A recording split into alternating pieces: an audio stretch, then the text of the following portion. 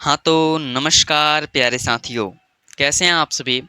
आशा करता हूँ आप सभी बहुत अच्छे होंगे, स्वस्थ होंगे और आप अपनी बोर्ड परीक्षा की तैयारी भी काफ़ी अच्छी तरीके से कर रहे होंगे।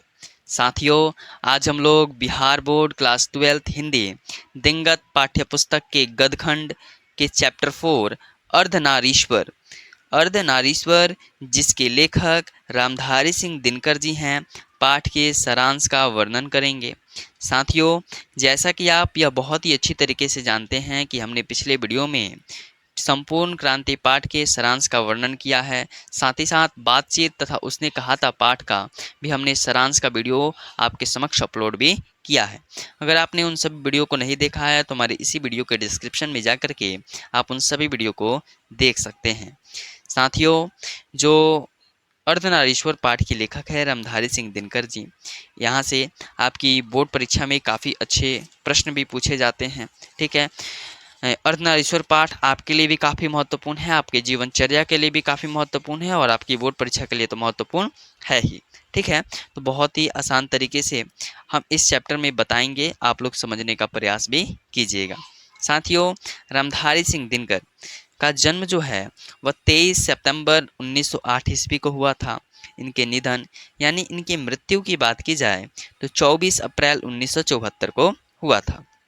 जन्म स्थान, इनका जन्म स्थान सिमरिया बेगूसराय, जो कि बिहार राज्य का एक जिला है, बेगूसराय के सिमरिया गांव में इनका जन्म हुआ है।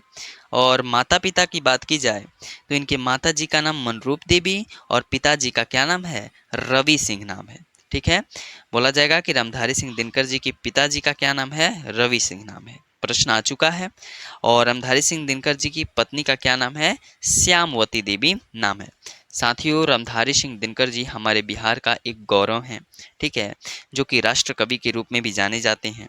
चलिए, यहाँ से भी प्रश्न आ चुका है कि संस्कृति के 4 अध्याय पर साहित्य अकादमी इन्हें पुरस्कार मिला था एवं उर्वशी पर यह प्रश्न काफ़ी बार पूछा गया है कि उर्वशी पर इन्हें कौन सा पुरस्कार मिला था, तो भारतीय ज्ञानपीठ पुरस्कार से यह क्या हुए थे, सम्मानित हुए थे।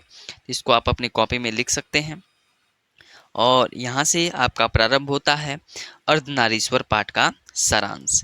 साथियों, चलिए शुरू करते हैं। बोला जा रहा है कि प्रस्तुत निबंध जो है वह अर्धनारीश्वर की रचना राष्ट्रकवि रामधारी सिंह दिनकर ने की है। यह जो प्रस्तुत निबंध है अर्धनारीश्वर पाठ एक प्रकार के क्या है, निबंध है, जिसकी जो रचना है, जिसके जो लेखक हैं राष्ट्रकवि रामधारी सिंह दिनकर जी हैं। मूलतः अर्धनारीश्वर भगवान शंकर और माता पार्वती का कल्पित रूप है होता है। यानी कि अर्धनारीश्वर में जब आपको पढ़ाया गया होगा तो आपको बताया गया होगा कि आधा शिव की प्रतिमा और आधा माता पार्वती की प्रतिमा को दिखा करके यह समझाया गया कि आधा नारी और आधा पुरुष क्या हैं, अर्धनारीश्वर हैं, जिसका आधा अंग पुरुष का है और आधा अंग नारी का होता है। अर्धनारीश्वर इस बात का भी प्रतीक है कि स्त्री और पुरुष में कोई भेद नहीं है। और पाठ जो होता है हमें यह भी बताता है कि स्त्री होती हैं या पुरुष होते हैं जो हमारे समाज में, इनमें हमें कोई भी भेद नहीं दिखता, इनमें कोई भी भेद होना नहीं भी चाहिए। तथा एक का गुण दूसरे का दोष नहीं हो सकता, यानी कि किसी एक का गुण है तो वह दूसरे के लिए दोष नहीं हो सकता। कोई क्षमा करना जानता है, यानी कि ममता, यानी कि माता जी जो होती हैं वह, उनके अंदर ममता होता है, वह किसी व्यक्ति को आसानी से क्षमा कर देती हैं। पिताजी थोड़े सख्त मिजाज के होते हैं। अगर माता का गुण जो ममता है यानी कि क्षमा करने का गुण अगर पिताजी में आ जाए तो यह एक गलत बात नहीं है, एक अच्छी बात है। और पिताजी का जो गुस्सा करने का तरीका जो है अगर माता जी के पास आ जाए तो समय पड़ने पर अपने बच्चों को डांटने के लिए वो इसका उपयोग करें कि उनके बच्चे अच्छे मार्ग पर जा सकें, तो यह भी क्या है जी, उन स्त्री के लिए अच्छी बात है। वह दोष नहीं है, एक प्रकार का कोई भी बुराई वाला काम नहीं है। अर्थात अगर पुरुषों में नारियों का गुण आ जाए ना, अगर पुरुष हो और उसमें नारी का गुण आ जाए तो इससे उसकी मर्यादा कम नहीं होगी, बल्कि उनको गुणों में क्या हो जाएगी, अभिवृद्धि हो जाएगी, उनसे एक नई सीख सीखने को उनको मिलेगी। लेकिन कृषि के विकास के बाद नारी की प्राधीनता आरंभ हो गई। यानी कि जैसे जैसे मानव समाज ने कृषि का आविष्कार कर लिया, तो कृषि का जब उसने आविष्कार कर लिया तो उसी वक्त से नारी पिछड़ा होने लगी, यानी कि नारी की प्राधीनता प्रारंभ हो गई। जिंदगी दो भागों में बट गई। नारी घर में और पुरुष बाहर रहने लगा अपने खेतों में काम करने के लिए। दोनों अपने कर्तव्यों से विचलित हो गए। नर कर्कश और कठोर हो गया। नर जो है कर्कश हो गया, कठोर हो गया, एकदम गुस्सैल हो गया। युद्धों में रक्त बहाते समय उसे इस बात का ध्यान ही नहीं रहा कि रक्त के पीछे जिनका सिंदूर बह रहा है उनका क्या होगा, और न ही उन सिंदूर वालियों को ही फिक्र है। देखिए, हमारे समाज से, हमारे इस भारतीय समुदाय से बहुत सारे सैनिक हमारे ही देश की रक्षा के लिए, हम लोग की रक्षा के लिए वह कहाँ पे जाते हैं? सरहद पे जाते हैं, और उनकी मृत्यु हो जाती है। फिर भी उन्हें कोई फ़र्क नहीं पड़ता। वह इतना भी नहीं सोचते, वह इतने कठोर हैं कि वह इतना भी नहीं सोचते कि जिन युद्धों में हम अपने रक्त को बहा रहे हैं, इन रक्त के पीछे किसी का सिंदूर भी है। और ना उनकी पत्नी भी इस बात का फ़िक्र करती हैं, वह इस बात का फ़क्र करती हैं कि हमारे पति जो हैं इस देश की सेवा करने के लिए सरहद पे गए हैं। तो नारी भी कोमल होती है और पुरुष कठोर होते चले गए। ठीक है, यह कब से हुई? तो कृषि के विकास के बाद। क्योंकि जब कृषि का विकास हुआ तो पुरुष जाकर के खेतों में काम करने लगा और नारी अछोड़ने पछोड़ने का कार्य घर में करने लगी। छोड़ने पछोड़ने का मतलब है कि फटकने का कार्य, जो बाहर से पुरुष लेकर के आता था, धान लेके आता था, तो धान को अच्छे से निकालने का कार्य वह सभी करने लगी। दिनकर जी कहते हैं कि अगर कौरवों की सभा में संधि की वार्ता कृष्ण और दुर्योधन के बीच में न होकर के अगर कुंती और गंधारी के बीच हुई होती तो शायद आज महाभारत का युद्ध न होता।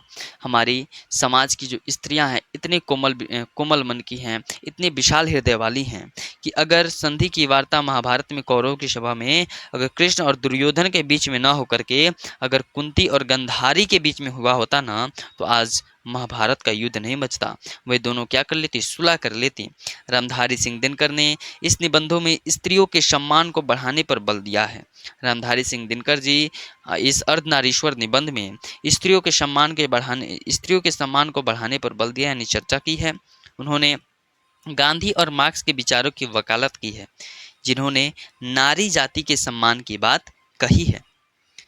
उन्होंने गांधी जी की पोती द्वारा लिखित पुस्तक बापू मेरी माँ की भी चर्चा की है। गांधी जी की जो पोती थी उन्होंने एक पुस्तक लिखी थी बापू मेरी माँ, इसकी भी चर्चा की है कि एक पिता भी माँ का जो फ़र्ज़ है निभा सकता है, और एक माँ भी जो होती है पिता का फ़र्ज़ निभा सकती है, जिसमें पुरुषों में उपस्थित नारी के गुण जैसे दया, क्षमा इत्यादि को बतलाया गया है।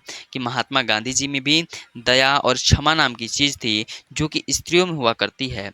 अर्थात स्त्रियों का गुण अगर पुरुष में चला जाए तो उसका ऐश्वर्य और क्या हो जाता है? बढ़ जाता है। अर्धनारीश्वर केवल इसी बात का प्रतीक नहीं है कि नारी जब तक अलग है तब तक दोनों अधूरे हैं।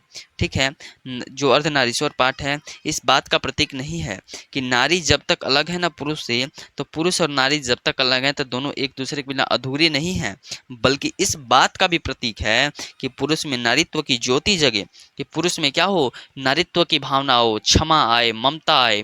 ठीक है, और यह कि प्रत्येक नारी में पौरुष का स्पष्ट भास हो, और प्रत्येक नारी इतने भी कोमल, इतने भी क्या हो जाए, इतनी भी ममतामयी ना हो जाए कि अपने बच्चे को पालन पोषण में क्या कर सके, उसको इतनी ढील दे दे कि वह आगे जा करके बिगड़ सके।